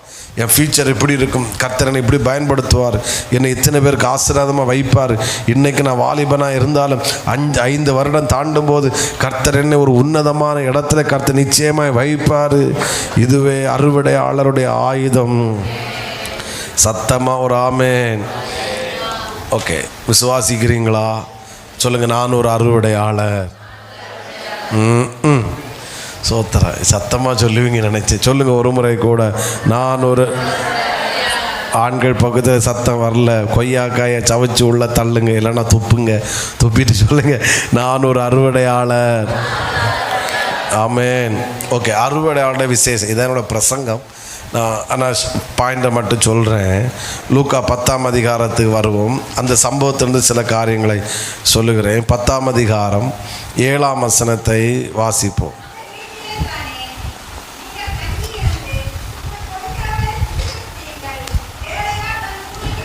வேலையாள் தன் கூலிக்கு எப்படிப்பட்டவனாக இருக்கிறான்? பாத்திரவானாய் இருக்கிறான். போதும். ஒரு அழிலியை சொல்லுங்க பார்க்கலாம். அப்படின்னா அறுவடையாளோட விசேஷம் என்னவென்றால், நீ அறுவடை செய்ய நீ ஆயத்தம் என்றால் உனக்கு பிரதிபலன் நிச்சயம். ஆமேன். அதை எப்படி சொல்கிறேன்? வேலைக்கான கூலி நிச்சயம் உண்டு. எப்படி சொல்லுங்க? வேலைக்கான கூலி நிச்சயம் உண்டு. நீ போகிறத பண்ணு. ஏன்னா நீ வேலையால் யாருக்கு எதுக்கு பாத்திரனா இருக்கிறான்? கூலிக்கு பாத்திரனா இருக்கிறான். ஒரு வேலை செஞ்சுட்டு சாயங்காலம் சம்பளம் தரல, அல்லது அந்த மாதம் மாதமாக அந்த வீக்கை வர்ற சேல்ரி வரலன்னா அதை நடத்துகிற கவர்மெண்ட்டோ இல்லை அந்த ஓனரோ அவர் அது தகுதி இல்லாதவனை மாறி விடுகிறான், திறமை இல்லாதவனை. வேலை முடிகிறக்குள்ளே சம்பளம் கொடுக்குறான்னு அவன் ஒரு எலிஜிபிலிட்டியான ஆளாக மாறுறான். ஒரு காலத்தை வேலையை போகிறான், சாயங்காலம் சம்பளம் தரான்னு அவன் மேலே அவ்வளோ மதிப்பு, அவன்கிட்ட எல்லாம் இருக்குது. அப்போ ஆண்டவருக்காக வேலை செஞ்சுட்டு கூலி தரலன்னா ஆண்டவர் எலிஜிபிலிட்டி இல்லாத ஆளாக மாறிடுறார். ஆனால் நம்ம ஆண்டவர் அப்படிப்பட்டவர் கிடையாது. ஒருவன் ஆண்டவருக்காக என்ன வேலை செய்தாலும் அவனுக்கான கூலியை தர வல்லமை உள்ளவர் தான் நாம் ஆராதிக்கிற இயேசு. வேலையாள் கூலிக்கு எப்படி இருக்கிறான்? எல்லாரும் சொல்லுங்க, வேலைக்கான கூலி. ஐயே சோத்திர சத்தமாக, வேலைக்கான கூலி நிச்சயம் உண்டு. கையை கொடுத்து சொல்லுங்க, அப்போ தான் உங்கள் சத்தம் வரும். சொல்லுங்கள், முகத்தை பார்த்து. வேலைக்கான கூலி 10 இப்போ சத்தம் வருது. நிச்சயம் உண்டு. ஏன்னா நான் ஏன் சத்தம் வருதுன்னா அவியலுக்கு சொல்கிறோன்னாங்க, இவ்விய நினைக்கிறாங்க. சோத்திரம் சோத்திரம். ஹல்லேலூயா. ஆமென். சொல்லுங்கள், வேலைக்கான கூலி. Very good. நிச்சயம் உண்டு. சில பொறுப்பாளர்களை பார்த்து, ஊழியம் செய்கிறவங்களை பார்த்து சொல்கிறேன், அவருக்கென்று நீங்கள் ஊழியம் செய்தால் அவர் கூலியை தராமல் அவர் விடவே மாட்டார். நிச்சயம் தந்தே ஆவார். என்ன வேலை செஞ்சாலும் சரி, பாய் போட்டாலும் சரி, டாய்லெட்டு க்ளீன் பண்ணாலும் சரி, வேற என்ன எந்த ஊழியம் செஞ்சாலும், சர்ச்சை க்ளீன் பண்ணாலும், என்ன ஆண்டவர் என்கிற பேரை சொல்லி நீங்கள் ஊழியம் செஞ்சீங்கன்னா கண்டிப்பாக கர்த்தர் கூலி தராமல் இருக்கவே மாட்டார். தந்து தான் ஆவார். தரலன்னா உங்களுக்கு எல்லாம் கெட்ட பேர், அவருக்கு தான் கெட்ட பேர். நான் உழைச்சனே, நான் ஓடுனனே, நான் இவ்வளோ பிரயாசப்பட்டனே. ஸோ நம்ம என்ன நினைக்கிறோன்னா மனுஷன்ட கூலி எதிர்பார்க்குறோம். அதான் பிரச்சனை. அங்கே பார்க்காதுங்க. ஆமேன்னு சொல்லுங்க பார்க்கலாம். தாவீது சொன்னது போல, ஆமே, எனக்கு ஒத்தாசைவர் பர்வதங்களுக்கு நேராக என் கண்களை என்ன செய்கிறேன். நீங்கள் இங்கே பார்க்குற வரைக்கும் ஸ்டாப் ஆகும். ஆண்டவர் இல்லை, ஆண்டவரே பார்க்க வைப்பார். இங்கே பார்க்காது, நிமிந்து பாரு. வானத்தை பூமியை படைத்த கர்த்தரை நோக்கி பாரு. உனக்கு ஒத்தாசை அங்கேருந்து தான் வரும். உனக்கு ஆசீர்வாதம் அங்கேருந்து தான் வரும். இன்றைக்கி சிலது ஸ்டாப்பாக இருக்க காரணம் உங்கள் கண்ணு அந்த நபருக்கு மேலே இருக்குது. இவர் தருவாரா? எவரும் தரமாட்டார். அவங்க மூலம் ஒருவேளை கர்த்தர் தரலாம், ஆனால் தருவது கர்த்தராகத்தான் இருக்கணும். ஆபிரகாமை போல எத்தனை பேர் சொல்ல ஆயத்தம்? சோதோமின் ராஜா என்னை ஆசீர்வதித்தார் என்று சொல்லாதபடி வானத்துக்கு நேராக என் கரத்தை உயர்த்துகிறேன். என்னை ஆசீர்வதிப்பது சோதோமின் ராஜா அல்ல, என்னை ஆசீர்வதிப்பது கர்த்தர். நீ ஆண்டவருக்கென்று ஊழியம் செய்தால் ஆண்டவர் நிச்சயம் கூலி தருவார். வேலையாள் கூலிக்கு எப்படிப்பட்டவனாயிருக்கிறான்? பாத்திரவானாயிருக்கிறான். விசுவாசிக்கிறீங்களா? ஊழியம் செய்யுங்க, ஊழியம் செய்யுங்க, ஆத்துமாக்களை ஆதாயம் பண்ணுங்க, உண்மையாக செய்யுங்க, கர்த்தர் பலனை தருவார். நீ ஒரு அறுவடையாளர். சொல்லுங்க, நான் யாரு? சத்தமா, நான் யாரு? அப்போ கூலிக்கு அவன் என்ன செய்கிறான்? பாத்திரம். 2வது 10ஆம் அதிகாரம் 9ஆம் வசனத்தை வாசிங்க. இவங்க பாருங்க, இவனெல்லாம் ஒரு காலத்தில் சுகமாக வியாதிப்பட்டு இருந்திருப்பாங்க. ஆமேன்னு சொல்லுங்க. இப்போ என்ன நடக்குது பாருங்க. இவர்கள் வாசிங்க, அவ்விடத்தில் உள்ள பிணியாளிகளை சொஸ்தமாக்கி தேவனுடைய ராஜ்யம் உங்களுக்கு சமீபமாய் வந்திருக்கிறது என்று அவர்களுக்கு சொல்லுங்கள். அவ்விடத்துள்ள பிணியாளிகளை நீங்கள் என்ன செய்யுங்கள்? சொஸ்தமாக்குங்கள். சத்தமோரலையே சொல்லுங்க பார்க்கலாம். காது கேட்கல, இன்னும் சத்தமாக ஹல்லேலூயா. இப்போது இப்படி சொல்கிறேன், அறுவடையாளர். இப்போ இவங்க மூலம் வியாதியஸ்தர்கள் சொஸ்தமாகறாங்க. என்ன சொல்கிறேன், என்ன செய்கிறாங்க? வியாதியஸ்தர்கள் சொஸ்தமாகறாங்க. இப்போது அறுவடையாளர் நிமித்தம் தேவை உள்ளவர்களுடைய தேவைகள் பூர்த்தியாக்கப்படுகிறது அறுவடையாளர்களுடைய நிமித்தம். ஆமென். இப்போ நீ ஒரு அறுவடையாளர் என்றால் உனக்கு முன்பாக யார் தேவையோடு இருந்தாலும் கர்த்தர் உங்கள் நிமித்தம் அல்லது அறுவடையாளர் நிமித்தம் அந்த தேவை உள்ளவருடைய தேவைகளை அறுவடையாளர்கள் நிமித்தம் கர்த்தர் நிறைவேற்றுகிறார். எத்தனை பேர் புரியுது? விசுவாசிக்கிறவங்க சத்தமாக ஆமென். உங்கள் முன்னாடி ஒரு வியாதியஸ்தர்கள் இருந்தாங்கன்னா நீ அறுவடையாளர் என்றால் உன் நிமித்தம் அந்த நபருக்கு கர்த்தர் உங்கள் நிமித்தம் ஒரு அற்புதத்தை நிச்சயமாய் செய்வார். செய்வாரா செய்ய மாட்டாரா? செய்வார்னு சொல்கிறவங்க சத்தமாய் ஆமென்.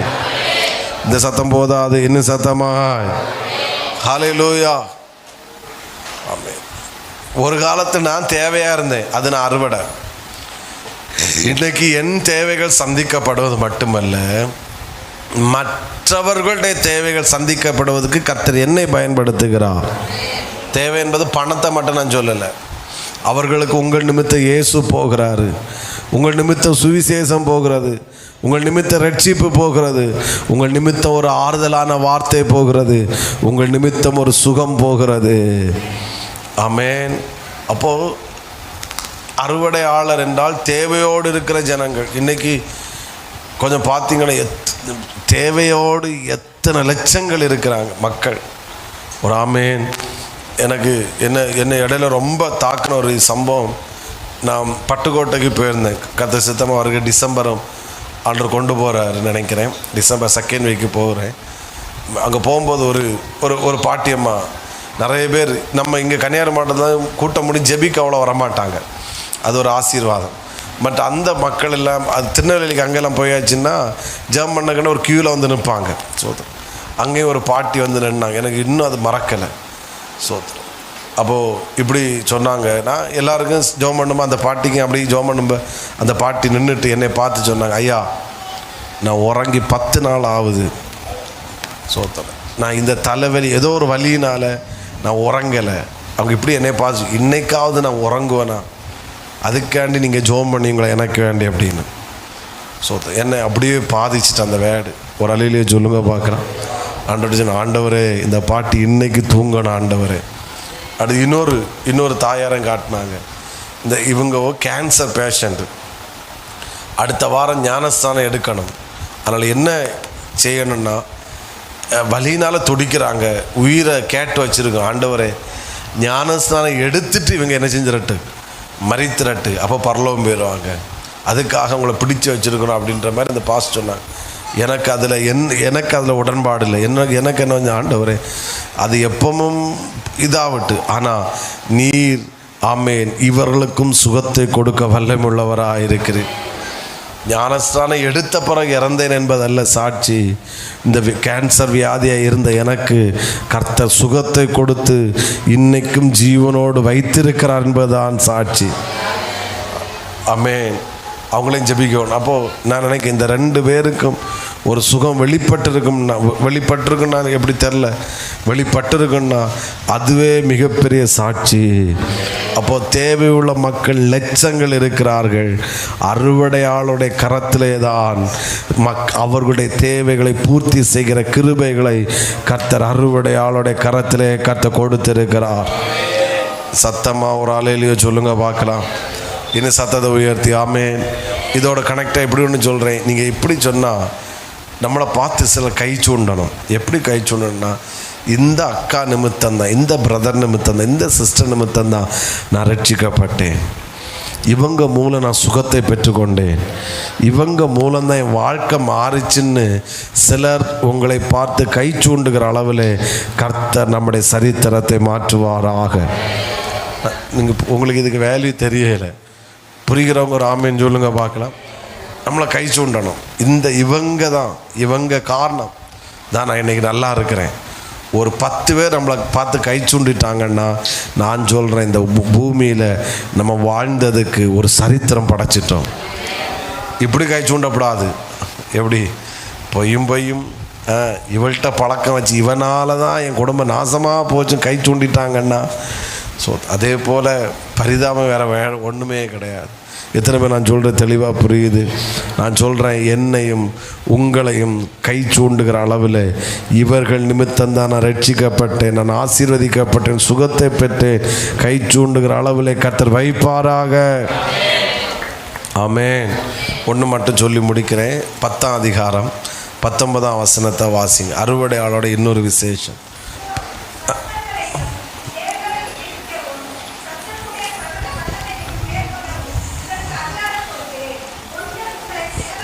அதாவது ஆண்டவர் சொல்கிறாரு, சர்ப்பங்களையும் தேள்களையும் மிதிக்கும் சத்துடைய சகல வல்லமை என்ன செய்வோம்? சத்தமாக சொல்லுங்க. ஆமென் ஆமென். இப்படி சொல்லுங்க எங்கூட சேர்ந்து, அறுவடையாளர் எல்லாவற்றையும் மேற்கொள்ளுவார். இன்றைக்கி பிரசங்கம் கொஞ்சம் அமைதியாட்டம் பேசிகிட்டு இருக்கிறேன். சிலருக்கு தாளாட்டுற மாதிரி இருக்குதான்னு தெரியலை. சேலை இருக்கிறவங்க உறங்குறீங்களான்னு தெரியல. உறங்குறீங்கன்னா பரவாயில்ல, தூங்கிக்கோங்க. சொல்லுங்க, அறுவடையாளர்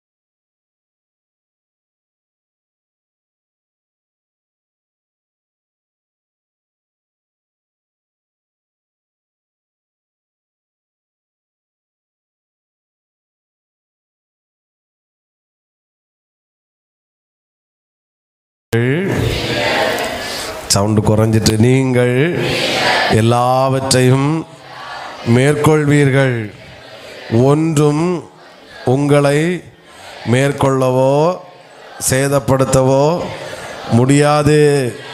ஆமேன் சொன்னா சத்தமாய் ஆமேன். ஹல்லேலூயா. கர்த்தர் இங்கே இருக்கிற அத்தனை பேரை அறுவடையாளராய் மாற்றி இருக்கிறார். உங்கள் நிமித்தம் ஒரு மிகப்பெரிய அறுவடையை கர்த்தர் கொடுக்கிறார். 2 பேர் தான் கை தட்டுகிறாங்க. ஹல்லேலூயா. உங்களுடைய கண்கள் மிகப்பெரிய அறுவடையை பார்க்க போகிறது. ஏனென்றால் அறுவடையாளுடைய கையிலே தான் கர்த்தர் அறுவடையை கர்த்தர் கொடுக்கிறார். நல்லா கையை தட்டி 2 நிமிடம். ரேபாலா ஷம்தனா ரகதனா, நீதான் அறுவடையாளர். சபையே, நாம் தான் அறுவடையாளர். இன்றைக்கு இந்த அறுவடையின் மாதத்தில் இந்த வார்த்தைகளை கர்த்தர் தந்த சிலதை கத்த நம்ம கையில கொடுக்க போகிறாரு. உங்க கையில சில அறுவடை வரப்போகிறது. நீங்கள் எல்லாவற்றையும் மேற்கொள்ள போகிறீர்கள். ஒன்று உங்களை மேற்கொள்ளவே முடியாது. அப்படியே கையை தட்டி கண்களை மூடி ரீபாலதரபல சம்தன ரகதர ஹதரகதனா ரீபலகதர சிகதரகடரகதனா ரீபல் அறுவடையாளராக மாறாமல் அறுவடையை பார்க்க முடியாது. அறுவடையாளருடைய கையிலே தான் கர்த்தர் அறுவடையை கத்த கொடுக்கிறார். தடுக்கார குணம் விசுவாசிகள் அத்தனை பேரை யார் தெரியுமா? அறுவடையாளர்கள். அறுவடையாளர்கள். இந்த வார்த்தை இந்த வாரம் முழுவதும் உங்களுடைய இருதயத்தில் துணித்து கொண்டிருப்பதாக. நான் ஒரு அறுவடையாளர். நான் ஒரு அறுவடையாளர். ஹல்லேலூயா. கண்ணின் மணி போல காப்பவர், தோளின் மீது சுமப்பவர், என் துணையாக நிற்பவர் நீரொருவரே. கண்ணின் மணி போல காப்பவர், தோளின் மீது சுமப்பவர், என் துணையாக நிற்பவர் நீர். உங்க தலைக்கு மேல கையை வச்சு சொல்லுங்க, ஒன்று என்னை மேற்கொள்ளவோ சேதப்படுத்தவோ முடியாது. ஒரு முறைக்கு ஒன்றும் என்னை மேற்கொள்ளவோ சேதப்படுத்தவோ முடியாது. நானே எல்லாவற்றையும் மேற்கொள்வேன். அறுவடையாளருடைய விசேஷம், அவர்கள் எல்லாவற்றையும் மேற்கொள்வார்கள். சர்ப்பங்களை மேற்கொள்வார்கள், தேள்களை மேற்கொள்வார்கள். சத்துடைய சகல வல்லமையும் கர்த்தர் மேற்கொள்ள வைப்பார். உடாபாலா சம்தார ஒரு 3 நிமிடம் நான் எடுக்கிறேன். ரீபாலா பாராபாலா சம்தானலர தீரபாலபர ரீபாலா பதரபால. ஒருவர் கூட கைத்தட்டாம இருக்கக்கூடாது. ஒருவர் கூட அந்நிய பாஷை பேசாம இருக்கக்கூடாது. இன்னைக்கு கர்த்தர் நம்மளுக்கு இந்த வார்த்தையை கதை தந்திருக்கிறார் என்றால் இன்னைக்கு நீ ஒரு அறுவடையாளர். சகோதரி நீ ஒரு அறுவடையாளர். சகோதரா நீ ஒரு அறுவடையாளர். உன் கையில சில அறுவடை வரப்போகிறது. நீ அறுவடையாளரை மாறாமல் நீ அறுவடை பார்க்க முடியாது. உங்க கையில சில அறுவடை கதை தருகிறா. உங்க கையில சில அறுவடை கதை தருகிறா. நல்ல நல்ல நல்ல ஊடாபா சம். ஒரு 2 நிமிடம் உன் நிமித்த கத்த சந்தோஷப்பட போகிறார். உங்கள் நிமித்த கத்த மகிழ போகிறார். உங்கள் துக்கம் சந்தோஷமாய் மாறுகிறார். நீங்கள் சந்தோஷப்படுவது மட்டும் அல்ல, உங்கள் நிமித்தம் தேவனும் சந்தோஷப்படுகிறார். உங்கள் நிமித்த கத்த சந்தோஷப்படுகிறார். விட்டு கொடுங்க. ரதனா ரகப கதனமனா ரேபல தரபல. ஒரு அறுவடையாளருக்கான அபிஷேகம் கர்த்தர் இதற்குள்ள வைப்பீராக. ஒரு அறுவடையாளருக்கான கிருபை கர்த்தர் இதற்குள்ள வைப்பீராக. இவருடைய வாயில உம்முடைய வார்த்தை இருப்பதாக. இவர்களுடைய ஆத்தும பாரம் இன்னும் பெறுவதாக. ரீபால என்னை கர்த்தர் சந்தோஷப்படுத்தினார் என்பது அல்ல சாட்சி, என் நிமித்தம் தேவன் சந்தோஷப்பட்டார் என்பதே சாட்சி. ரீகால சம்தனா ரகபனா ரேபால ஹம்தனா ரிகதனா உடபலபல. நாங்கள் ஆசீர்வதிக்கிறோம். இந்த சபையில் இருக்கிற விசுவாசிகள் அத்தனை பேரும் அறுவடையாளர்களே. இதில் இருக்கிற அத்தனை பேர் அறுவடையாளர்களே. இதில் இருக்கிற அத்தனை பேர் அறுவடையாளர்களே. ரேபா லபரா ஷகனா 2 நிமிடம். லீபார ஹம்தனா லகந்தனா அர்கே ஸ்தாலகஸ்தன ஹந்தனா ரீபலபதர பல ஷிகதனா ரீபலகதர கடரகதனா ரீபலபதர. சிலருடைய குடும்பத்துடைய சூழ்நிலை மாறுகிறது சிஸ்டர். உன் குடும்பத்துடைய சீசன் மாறுது. ரீபலபரபல ஷிகதரபல ரீபல. பரிதாபமாய் பார்க்கப்பட்ட நீ மற்றவர்கள் பொறாமையாய் பார்க்கப்படுகிற அளவில் கர்த்தர் உங்கள் சீசனை மாற்றுகிறார். காரணம் இது அறுவடையின் சீசன். ரீபலபரபல ஷியந்தனா. மற்றவருடைய கை ஏந்துகிறவருடைய கரங்கள் மற்றவர்கள் கொடுக்கத்தக்க அளவு கரங்களை கர்த்தர் மாற்றுகிறார். Because the season of harvest. இது அறுவடையின் சீசன். லீபால் அபலபலபா ஷபரபல ரீபலபதரபல ஷியந்தனா ரீபலபதர. நீ வெட்கப்பட்டு போவாய் என்று நினைத்த மனிதர்களுக்கு முன்பாக உங்கள் தலையை கர்த்தர் உயர்த்தி வைக்க போகிறார். ரீபலபரபல ஷியந்தனா. உங்க கையை விட்டு கை ஆமே. இந்த வார்த்தையை நான் சொல்லும் போதே சரத்தில் தேவ பிரசனத்தை உணர்கிறேன். என் கையை விட்டு இது கை நழுவி போன அநேக நன்மைகள் ஆமே கையில் வந்த மாதிரி இருந்துச்சு. கையில் வந்த மாதிரி இருந்துச்சு, ஆனால் அது கையை விட்டு போச்சு. ஆமை கையில் டச் பண்ணிட்டு கையை விட்டு நழுவி போனதை கர்த்தர் இனி நழுவி போக விட மாட்டார். அதை நீ சுதந்திரிக்க கர்த்தர் வைக்க போகிறார். The season of harvest. ஏன்னா இது அறுவடையின் மாதம். இந்த சபை பார்க்க போகிறது ஒரு சாதாரணமான அறுவடை அல்ல. இந்த சபை பார்க்க போகிறது ஒரு அசாதாரணமான அறுவடை. இந்த சபை பார்க்க போகிறது, கர்த்தர் பார்க்க வைக்க போகிறார். ரீகாமா ஷகுனா ஹர்த்தனா ஹர்மனா ரே ரே ரே ரே ரே ரே ரே உடாபா ஷபல வரபல ரீபல. அறுவடை என்கிற சீசன் அப்பா இந்த சபைக்குள்ள ஓபன் பண்ணுகிறார். அறுவடை என்கிற சீசன் தகப்பன் இந்த சபையில ஓபன் பண்ணுகிறார். அறுவடை என்கிற சீசனை தேவன் இந்த சபையில ஓபன் பண்ணி விடுகிறார். ஆமனா சந்தனா லகதனா லீபலகதரகதனா. உங்களுக்கு அறிமுகம் இல்லாத, நமக்கு அறிமுகம் இல்லாத பல புதியவர்களை கர்த்தர் இதுக்குள்ளே கொண்டு வர போகிறார். உன் கையில் சில அறுவடை கர்த்தர் கொடுக்க போகிறார். ரீபாலா சந்தனா லகனா ரீபாலா. திரும்ப சொல்லுகிறேன், உன் கையை விட்டு நழுவி போனதை கர்த்தர் திரும்ப கரத்தில் கொண்டு வந்து கொடுக்கிறார். உங்க கையை விட்டு நழுவி போனதை கர்த்தர் திரும்ப உங்க கரத்தில் கொண்டு வந்து கொடுக்கிறார்.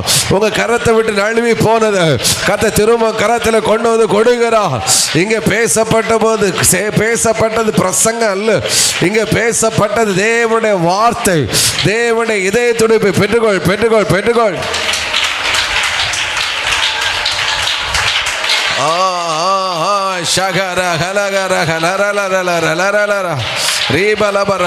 உன் சரித்திரம் மாறுது சிஸ்டர். உன் குடும்பத்துடைய சரித்திரம் மாறுது. இந்த சபையுடைய சரித்திரம் மாறுது. ஊடாலால சிகதனா. கடந்த நாட்களை நீ விதைத்தது இன்னைக்கு அறுவடையாய் மாறி இருக்கிறது. அதை நீ ஒன்றொன்றாய் அறுக்க போகிறாய். அது ஒன்றொன்றாய் அறுவடை செய்ய போகிறாய். நீ அறுவடை செய்ய போகிறதுடைய கண்கள் பார்க்க போகிறது. லாதரா சம்தனா லஹம்பதா ரேபா ஹனுசா ஹல்கா லஹர்மே ரீபலா ஷகந்தனா லஹர்பனா லீபலா ஷியாந்தனா. நீ ஒரு அறுவடையாளர். சபையே, நீ ஒரு அறுவடையாளர். தேவ பிள்ளையே, நீ ஒரு அறுவடையாளர். ரீகா ஷியாந்தனா லீபலா ரஹம்பா சியாலா லர்கா ஷியாந்தனா. எங்களுடைய கண்கள் மிகப்பெரிய அறுவடையை பார்க்க போகிறது. எங்களுடைய கண்கள் மிகப்பெரிய அறுவடையை பார்க்க போகிறது. எங்களை கர்த்தர் அறுவடையாளராய் மாற்றி இருக்கிறீர். ஆண்டவரே, நல்ல பிதாவே, உம்முடைய கரத்தில் ஒப்படைக்கிறோம். நீ பேசின வார்த்தைகளுக்கு நன்றி. எங்கள் வாழ்க்கையில் கிரியை செய்யும். அறுவடையாளர் இல்லாததினாலே அறுப்பு மிகுதியாக இருக்கிற அறுப்பு அழிக்கப்படுகிறது. ஏனென்றால் அறுவடையாளர்கள் தேவை. எங்களை அறுவடையாளர்களாய் மாற்றி இருக்கிறீர். ஏனென்றால் எங்கள் கரத்தில் சில அறுவடையை கர்த்தர் கொடுக்க போகிறேன். அதற்காய் ஸ்தோத்திரம். வந்த பிள்ளைகளை கர்த்தர் தொடர்ந்து ஆசீர்வதியும். இன்று மாலை இருக்கிற வீட்டு கூட்டத்தையும் கர்த்தர் ஆசீர்வதியும். உம்முடைய நாமம் தொடர்ந்து மகிமை